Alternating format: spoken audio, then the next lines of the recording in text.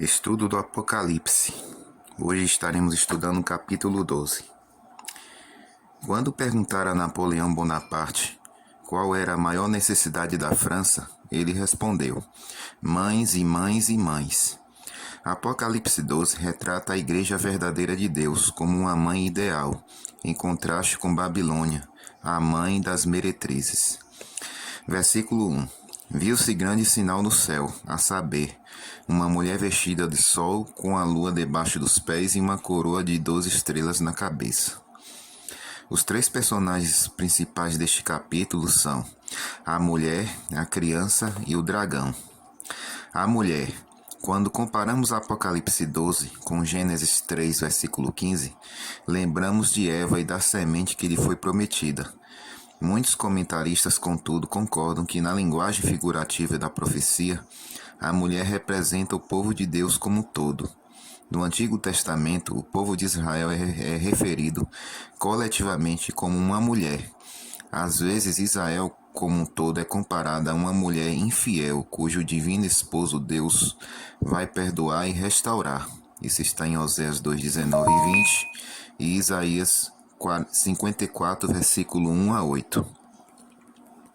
Outras vezes, Israel é comparada a uma linda moça a quem Deus vestiu com roupas novas e muito formosas e escolheu para ser a noiva. Ezequiel 16, versículo 8 até o 14.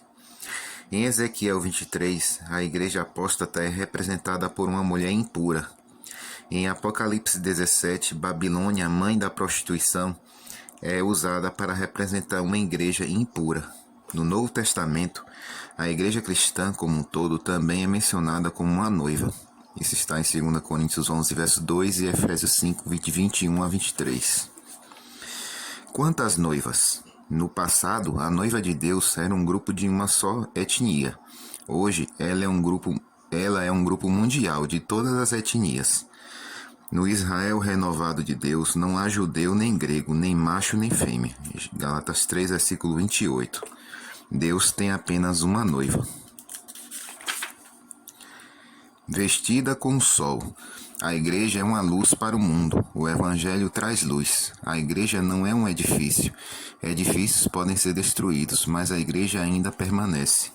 A luz é a veste de Deus. Salmo 104, verso 2. Jesus é o sol da justiça. Malaquias 4, versículo 2. O povo de Deus é chamado de filhos da luz. Lucas 16, verso 8 e 1 Tessalonicenses 5, versículos 5 e 8. O sol, a lua e as estrelas são notáveis símbolos de luz.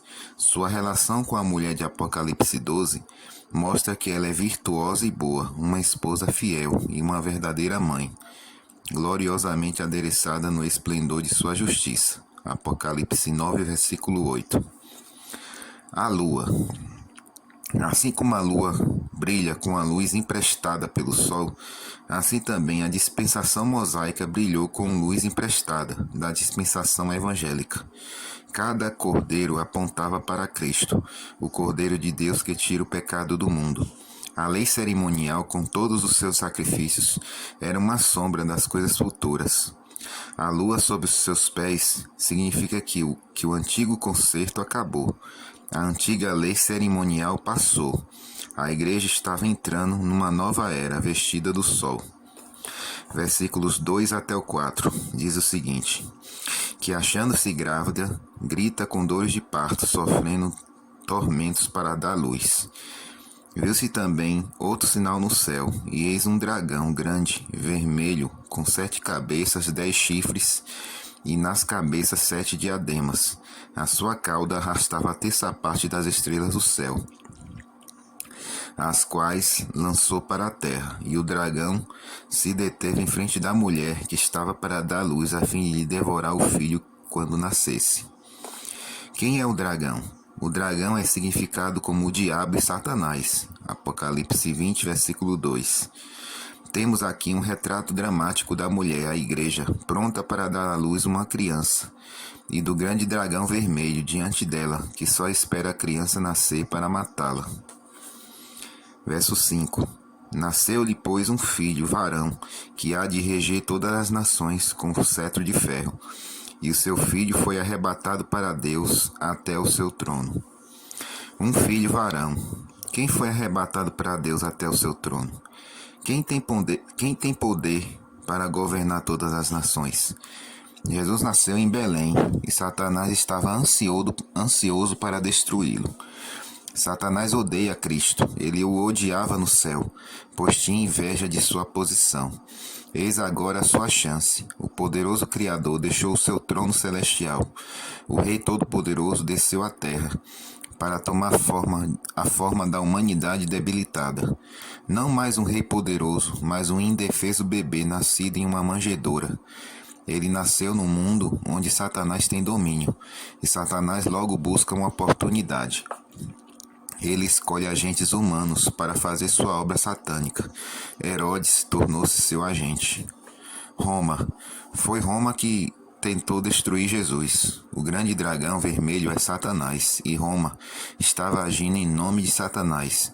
O rei Herodes era uma marionete dos romanos. Durante o segundo, terceiro, quarto e quinto séculos, o dragão foi o principal estandarte das legiões romanas.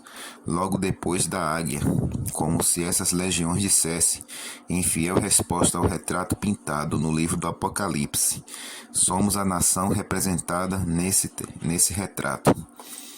Nesta guerra, todos os recursos são usados. Não há lugar para piedade. Herodes enviou seus soldados para matar todos os meninos de 2 anos para baixo, nascidas em Belém. Os soldados batiam nas portas, invadiram as casas, arrancavam bebês dos braços de suas mães e os matavam a sangue frio, diante dos olhos de seus amados. Cerca de 600 anos antes, Jeremias profetizou sobre isso, no capítulo 31, versículo 15. Assim diz o Senhor: ouviu-se um clamor em Ramá, pranto e grande lamento. Era Raquel chorando por seus filhos e inconsolável por causa deles, porque já não existiam. Na normalmente pacífica cidade de Belém, o sangue corria pelas ruas, mas Deus não havia esquecido seu filho unigênito. Homens sábios do Oriente levaram-lhe presentes e com o dinheiro José viajou para o Egito. Verso 6. A mulher, porém, fugiu para o deserto, onde lhe havia Deus preparado lugar para que nele a sustentasse durante 1260 dias, do filho para a mãe. Frustrado ao tentar matar o filho, o grande dragão vermelho volta ao seu ódio contra a mãe.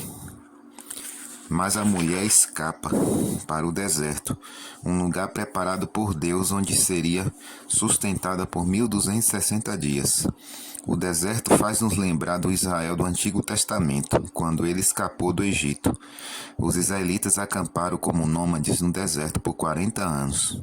Quando foram sustentados fisicamente com o maná, Êxodo capítulo 16, e espiritualmente pelos 10 mandamentos, Êxodo capítulo 20, e os ensinamentos de Moisés.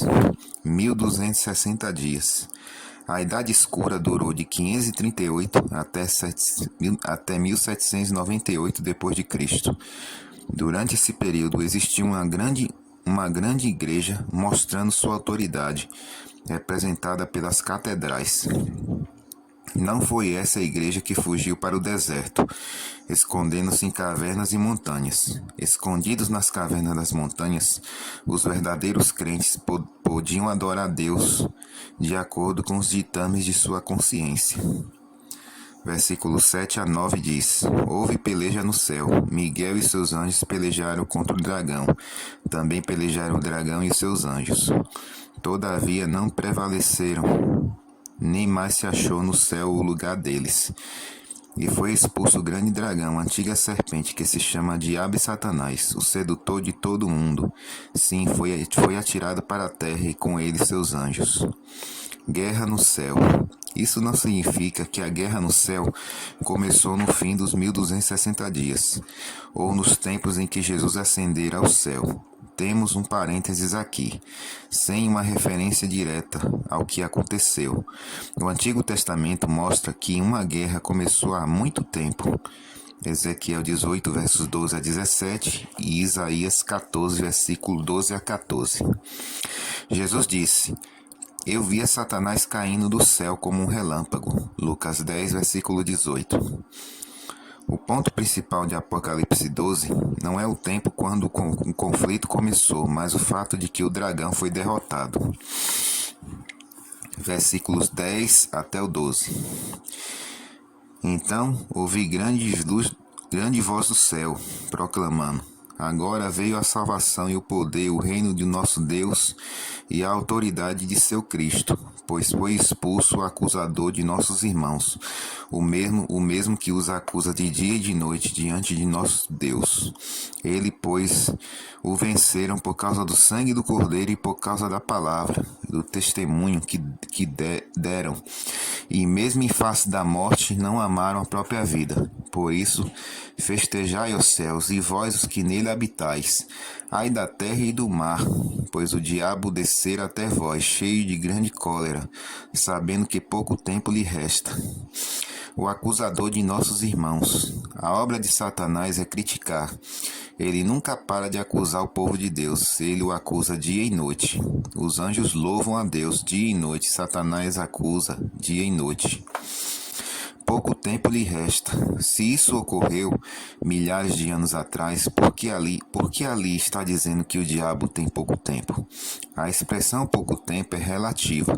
Albert Einstein ficou famoso pela sua teoria da relatividade. Ele explicou desta maneira: se você está sentado sobre um forno quente, 1 minuto pode parecer como 1 hora. Se você está visitando uma linda mulher, 1 hora pode parecer 1 minuto. A palavra pequeno, quando usada para descrever um homem pequeno, baixo, não tem o mesmo significado de quando é usada para descrever uma pequena distância entre duas cidades. Ela significaria algo completamente diferente se estivesse descrevendo a pequena distância entre duas galáxias. Originalmente foi oferecida a vida eterna a Satanás. Em contraste aos poucos milhares de anos que ele tem na Terra, são um tempo curto. Quanto mais próximos estamos do fim, mais curtos eles vão ficando. Versículos 13 e 14.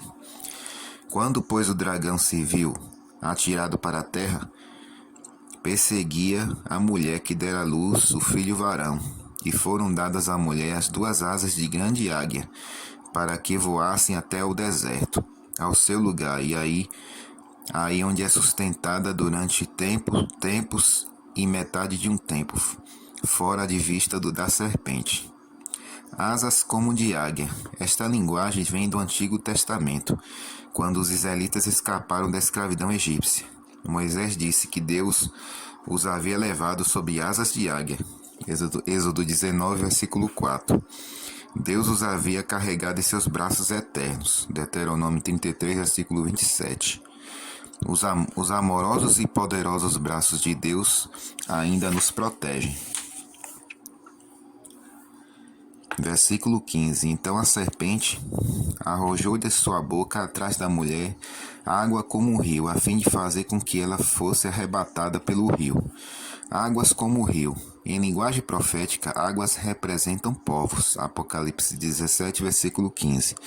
Grandes exércitos foram comissionados pela Roma cristã com o propósito de perseguir.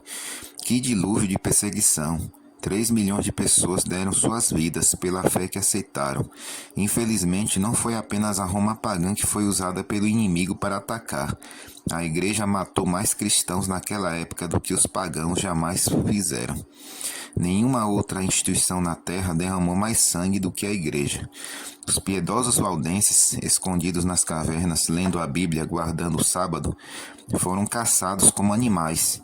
No ano 1280, uma cruzada foi organizada contra eles.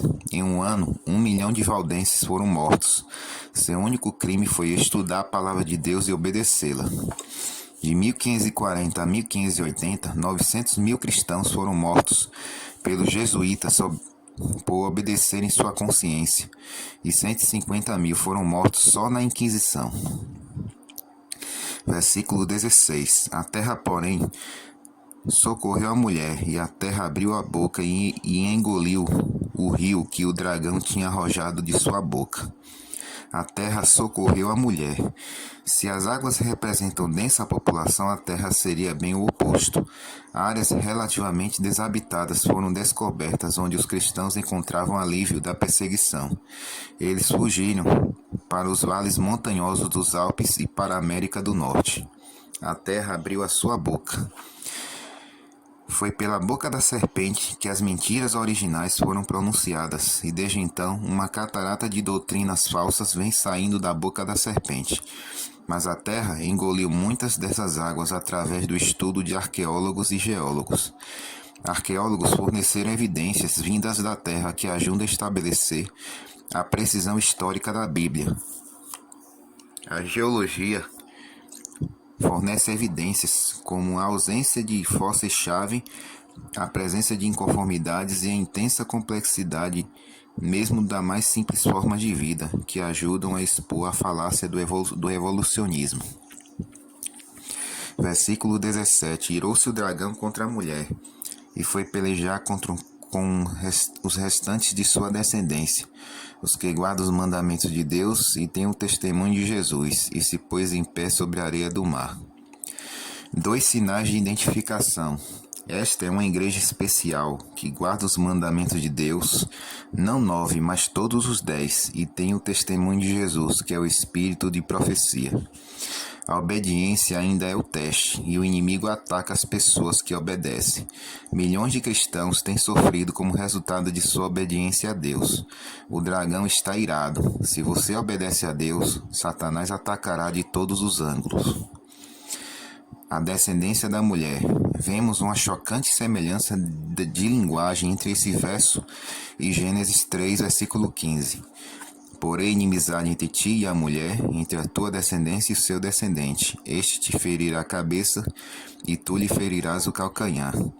A voz da serpente era a voz de Satanás. A promessa de Deus implicava hostilidade entre a mulher e Satanás, entre a semente da mulher e a semente de Satanás. A palavra semente pode estar tanto no plural como no singular. A semente da serpente significa que Satanás teria filhos que agiriam como ele. Eles também seriam acusadores dos irmãos.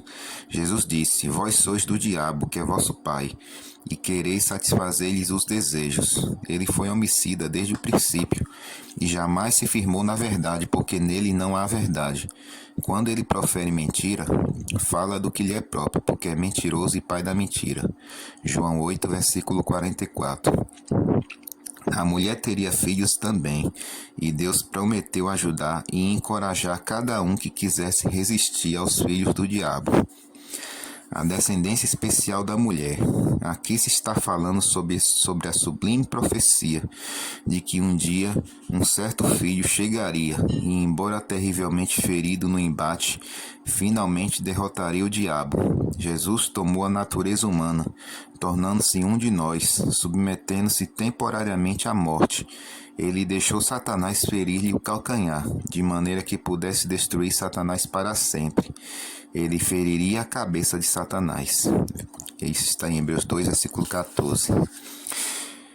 Quando o general Lee e seu exército marcharam rumo a Gettysburg, uma menina local pegou uma vareta e saiu